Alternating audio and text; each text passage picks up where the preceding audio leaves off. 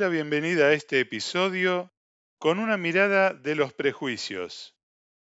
En esta ocasión, ya de entrada te propongo un ejercicio práctico. A continuación te voy a decir una lista de palabras. Te pido que no las escribas, sino que solo las escuches. La lista es la siguiente: frazada, roncar, cama, canción de cuna, siesta, despierto, modorra, bostezar, somnoliento, cansado, descansar. Bien, te cuento que en nuestro cerebro no es que hay una cajita o un lugar específico donde se guardan nuestros recuerdos. Hay distintos tipos de memoria y distintas áreas de nuestro cerebro que intervienen para que podamos guardar algo en la memoria. Tenemos, por ejemplo, una memoria de trabajo, donde mantenemos la información relacionada con lo que estamos haciendo en un momento. Y hay también una memoria a largo plazo, donde se guardan recuerdos de distintos momentos de la vida. Una pregunta. En la lista de palabras, ¿dije la palabra puerta? Correcto. No, no la dije. ¿Dije la palabra despierto?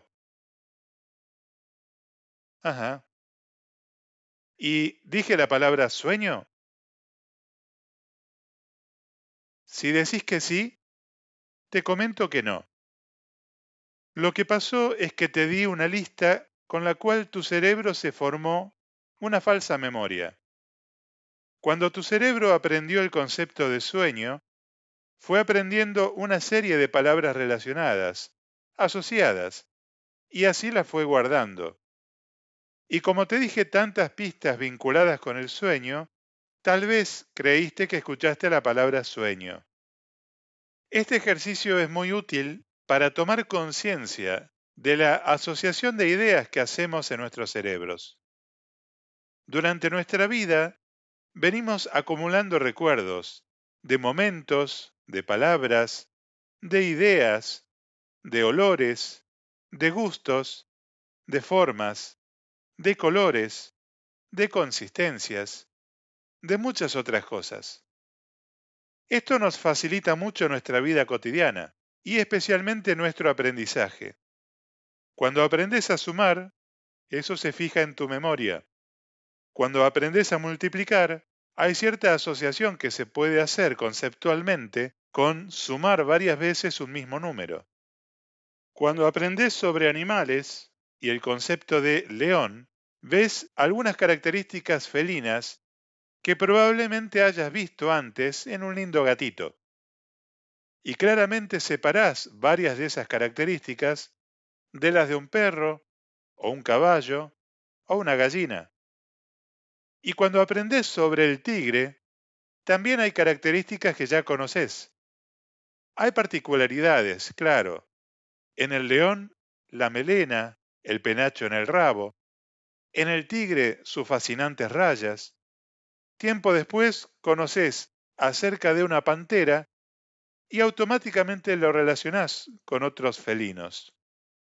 Cuando aprendes a hablar un idioma distinto del materno, por un lado resulta útil poder asociar la palabra window con la misma imagen que la palabra ventana, la palabra dog con la misma imagen o significado que la palabra perro, y así.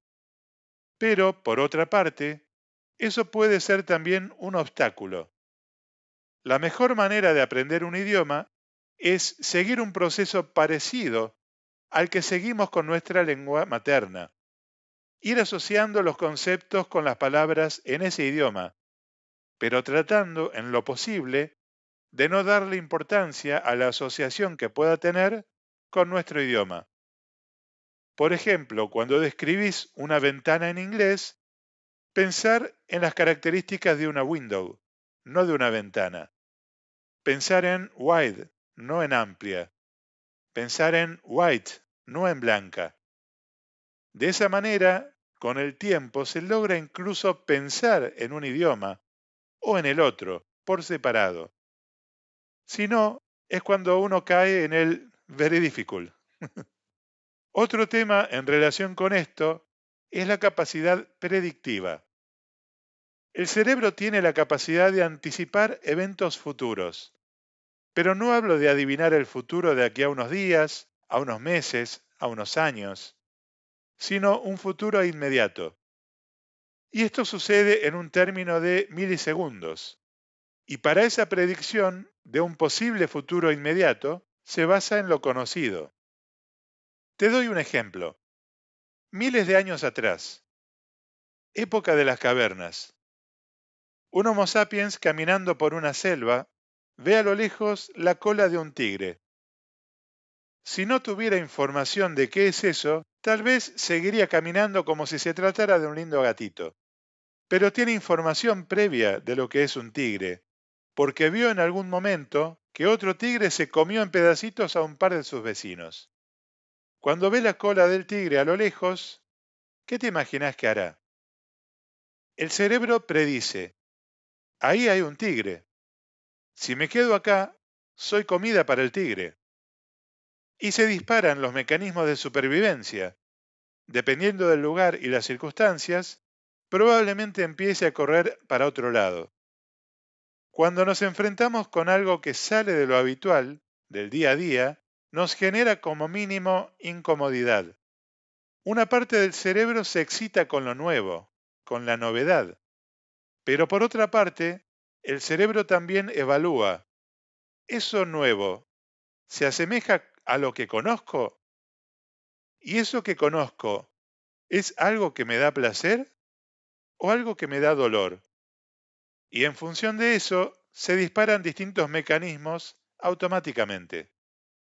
Cuando hablo de placer en este contexto, no te hablo del placer hedonista o erótico. Eso es placer, pero para el cerebro también es placer compartir un momento agradable con alguien, disfrutar una comida, recibir un reconocimiento, un regalo. Y cuando hablo de dolor en este contexto, no te hablo de un dolor de muelas o un dolor después de haberte golpeado el dedito meñique del pie izquierdo con la pata de la mesa.